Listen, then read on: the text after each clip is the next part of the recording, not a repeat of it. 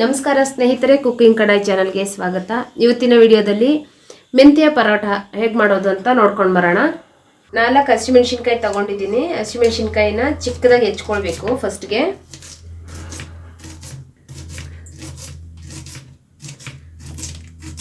ಈ ಥರ ಚಿಕ್ಕದಾಗಿ ಹೆಚ್ಕೊಳ್ಬೇಕು ಹಸಿಮೆಣಸಿನ್ಕಾಯಿನ. ಹಾಗೆ ಒಂದು ಈರುಳ್ಳಿ ತಗೊಂಡಿದ್ದೀನಿ ನಾನು, ಮೀಡಿಯಮ್ ಸೈಜು ಒಂದು ಈರುಳ್ಳಿ ಹಾಕ್ಕೊಳ್ತಾ ಇದ್ದೀನಿ ಮೆಂತ್ಯ ಪರೋಟಾಗೆ. ನೀವು ಬೇಕಾದರೆ ಬರೀ ಬೆಳ್ಳುಳ್ಳಿ ಅಷ್ಟೇ ಹಾಕ್ಕೊಳ್ಬೋದು. ನಾನು ಈರುಳ್ಳಿ ಮತ್ತು ಬೆಳ್ಳುಳ್ಳಿ ಕೂಡ ಹಾಕ್ಕೊಳ್ತಾ ಇದ್ದೀನಿ. ಈರುಳ್ಳಿನ ಈ ಥರ ಚಿಕ್ಕದಾಗಿ ಕಟ್ ಮಾಡ್ಕೊಳ್ಬೇಕು. ಉದ್ದುದ್ದಕ್ಕೇನೆ ಸಣ್ಣಕ್ಕೆ ಹೆಚ್ಕೋಬೇಕು. ಈ ಥರ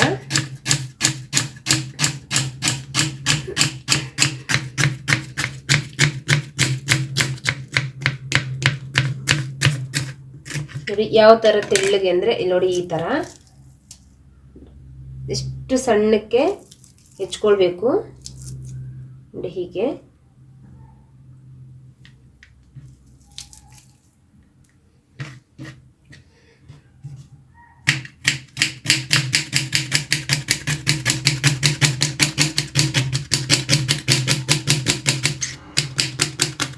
ನೋಡಿ, ಇಲ್ಲಿ ಒಂದು ಈರುಳ್ಳಿ ತಗೊಂಡಿದ್ದೀನಿ, 4 ಹಸಿಮೆಣಸಿನ್ಕಾಯಿ, ಹಾಗೆಯೇ ಇಲ್ಲಿ 3 ಎಸಳು ಬೆಳ್ಳುಳ್ಳಿ ತಗೊಳ್ತಾ ಇದ್ದೀನಿ ನಾನು. ಬೆಳ್ಳುಳ್ಳಿ ಕೂಡ ಇದೇ ಥರ ಚಿಕ್ಕದಾಗಿ ಕಟ್ ಮಾಡ್ಕೊಳ್ಬೇಕು.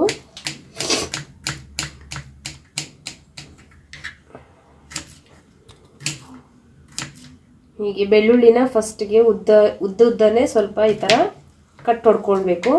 ಆಮೇಲೆ ಅಡ್ಡ ಈ ಥರ ಕಟ್ ಮಾಡಿಕೊಂಡ್ರೆ ಚಿಕ್ಕದಾಗಿ ಬರುತ್ತೆ, ಅಷ್ಟು ದೊಡ್ಡದು ಬರೋದಿಲ್ಲ. ನೋಡಿ ಈ ಥರ.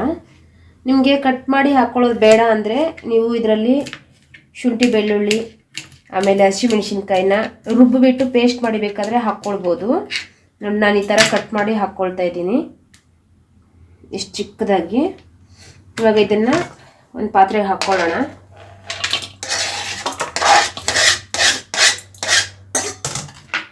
ಈಗ ಮೆಂತ್ಯ ಸೊಪ್ಪು ತಗೊಳ್ತಾ ಇದ್ದೀನಿ. ನಾನು ತೊಳೆದು ಇಟ್ಕೊಂಡಿದ್ದೆ ಮೆಂತ್ಯ ಸೊಪ್ಪನ್ನು. ಇದನ್ನು ಕೂಡ ಸಣ್ಣಕ್ಕೆ ಹೆಚ್ಕೊಳ್ಬೇಕು.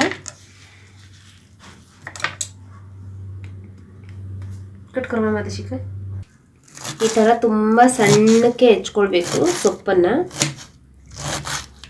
ಇಲ್ಲಿ ದಂಟು ಹಾಕಿರೋದ್ರಿಂದ ಎಳೆ ದಂಟೆ, ಇದೂ ಬಲ್ತಿಲ್ಲ. ಈ ಎಳೆ ದಂಟು ಹಾಕಿದ್ದೀವಿ, ಇದೂ ಚೆನ್ನಾಗೇ ಇರುತ್ತೆ ಟೇಸ್ಟು. ಆ ದಂಟು ಹಾಕಿರೋದ್ರಿಂದ ಬಾಯಿಗೆ ಸಿಗಬಾರ್ದು ಅಂತ ಹೇಳ್ಬಿಟ್ಟು ತುಂಬ ಸಣ್ಣಕ್ಕೆ ಕಟ್ ಮಾಡ್ಕೊಳ್ಬೇಕು. ಈ ಥರ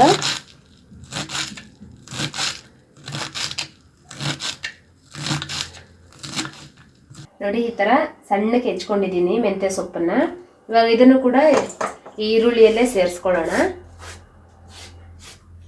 ಇದಕ್ಕೆ ಹಿಟ್ಟು ಎಷ್ಟು ಬೇಕಾದರೂ ಹಾಕ್ಕೊಳ್ಬೋದು ನೀವು. ನೋಡಿ, ಇದು ಈ ಥರ ಕಟ್ ಮಾಡಿ ಇಟ್ಕೊಂಡಿದ್ದೀನಿ ನಾನು. ಇದರಲ್ಲಿ ಇವಾಗ ಸ್ವಲ್ಪ ಗೋಧಿ ಹಿಟ್ಟು ಸೇರಿಸ್ಕೊಳ್ತೀನಿ. ನಾನು ಇಲ್ಲಿ ಒಂದು ಬೌಲು ಹಿಟ್ಟು ಹಾಕ್ಕೊಂಡಿದ್ದೀನಿ, ಗೋಧಿ ಹಿಟ್ಟು, ರುಚಿಗೆ ತಕ್ಕಷ್ಟು ಉಪ್ಪು,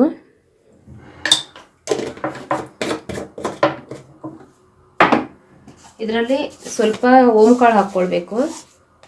ಸ್ವಲ್ಪ ಓಂಕಾಳು ಹಾಕ್ಕೊಳ್ತಾ ಇದ್ದೀನಿ ನಾನು. ಇದೂ ರುಚಿ ಚೆನ್ನಾಗಿರುತ್ತೆ, ಆಮೇಲೆ ಜೀರ್ಣ ಕೂಡ ಆಗುತ್ತೆ ಬೇಗ.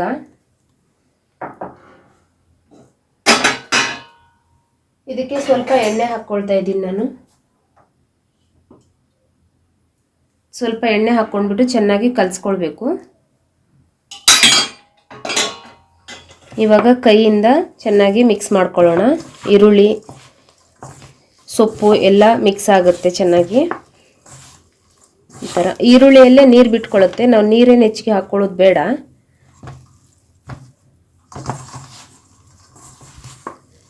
ನೋಡ್ಕೊಂಡ್ಬಿಟ್ಟು ನೀರು ಹಾಕ್ಕೊಳ್ಬೇಕು ಆಮೇಲೆ ಬೇಕಾ ಅನಿಸಿದ್ರೆ.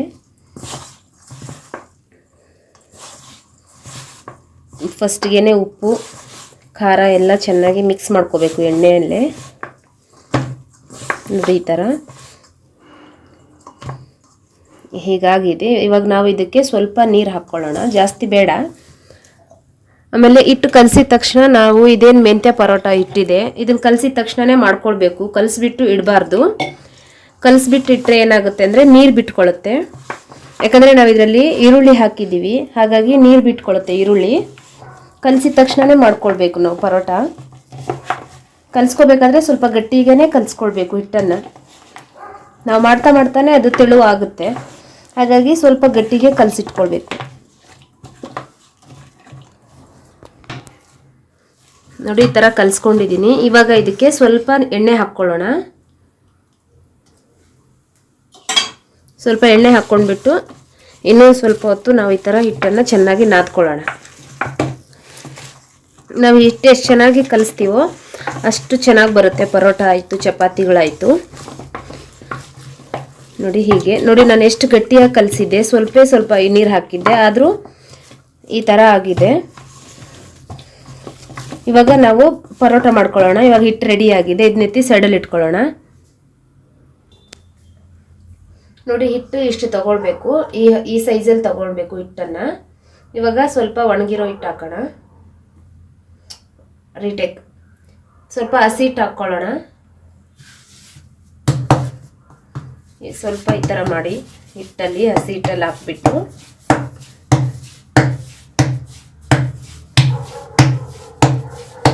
ತುಂಬ ಚೆನ್ನಾಗಿರುತ್ತೆ ಮೆಂತ್ಯ ಪರೋಟ. ಸ್ಕೂಲ್ಗೆ ಬಾಕ್ಸ್ಗಳಿಗೆಲ್ಲ ಹಾಕ್ಬೋದು ಮಕ್ಕಳಿಗೆ. ನಾವು ಬೆಳಗಿನ ಬ್ರೇಕ್ಫಾಸ್ಟ್ ಕೂಡ ಮಾಡ್ಕೊಳ್ಬೋದು. ಹೀಗೆ ಇವಾಗ ಇದನ್ನು ಲಟ್ಟಿಸ್ಕೊಳ್ಳೋಣ ನಿಧಾನಕ್ಕೆ. ಕೆಳಗಡೆ ಸ್ವಲ್ಪ ಹಿಟ್ಟು ಜಾಸ್ತಿನೇ ಹಾಕ್ಕೊಂಡಿರಬೇಕು. ನಮ್ಗೆ ಎಷ್ಟು ತೆಳು ಬೇಕೋ ಅಷ್ಟು ತೆಳುವಾಗಿ ಲಟ್ಟಿಸ್ಕೊಳ್ಬೇಕು. ನಾನು ಸ್ವಲ್ಪ ಮೀಡಿಯಮಲ್ಲೇ ಲಟ್ಟಿಸ್ಕೊಳ್ತಾ ಇದ್ದೀನಿ. ಜಾಸ್ತಿ ದಪ್ಪನೂ ಇಲ್ಲ, ಜಾಸ್ತಿ ತೆಳು ಇಲ್ಲ. ಹಾಗೆ ನೋಡಿ ಈ ಥರ. ಇವಾಗ ಹೆಂಚು ಕಾದಿದೆ. ಇವಾಗ ಅದಕ್ಕೆ ಈಗ ಹೆಂಚು ಮೇಲೆ ಹಾಕ್ಕೊಳ್ತಾ ಇದ್ದೀನಿ. ನಾವು ಸ್ಟವ್ನ ಯಾವಾಗಲೂ ಸ್ವಲ್ಪ ಮೀಡಿಯಮಲ್ಲೇ ಇಟ್ಕೊಂಡಿರಬೇಕು, ಇಲ್ಲಾಂದರೆ ಬೇಗ ಸೀದೋಗುತ್ತೆ ಚಪಾತಿ ಮೇಲೆ. ಒಳಗಡೆ ಸೊಪ್ಪು ಈರುಳ್ಳಿ ಎಲ್ಲ ಹಾಕಿದ್ದೀವಿ ನಾವು, ಅದೆಲ್ಲ ಹಸಿಯಾಗೇ ಇರುತ್ತೆ. ಹಾಗಾಗಿ ಮೀಡಿಯಮಲ್ಲಿ ಇಟ್ಕೊಂಡ್ಬಿಟ್ಟು ಸುಟ್ಕೊಳ್ಬೇಕು.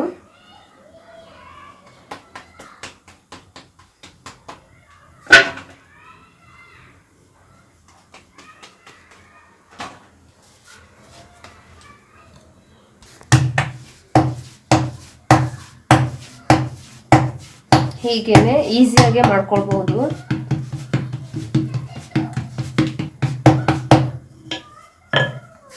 ಇದೇ ಥರ ಒಂದೊಂದಾಗೆ ನೀವು ಮನೆಯಲ್ಲಿ ಮಾಡಿ ಮಕ್ಕಳಿಗೆ ಟಿಫಿನ್ ಬಾಕ್ಸಲ್ಲೂ ಕೂಡ ನೀವು ಹಾಕ್ಕೊಳ್ಬೋದು. ಚೆನ್ನಾಗಿದೆ, ಚೆನ್ನಾಗಿ ಟೇಸ್ಟ್ ಇರುತ್ತೆ, ಮಕ್ಕಳು ತಿಂತಾರೆ.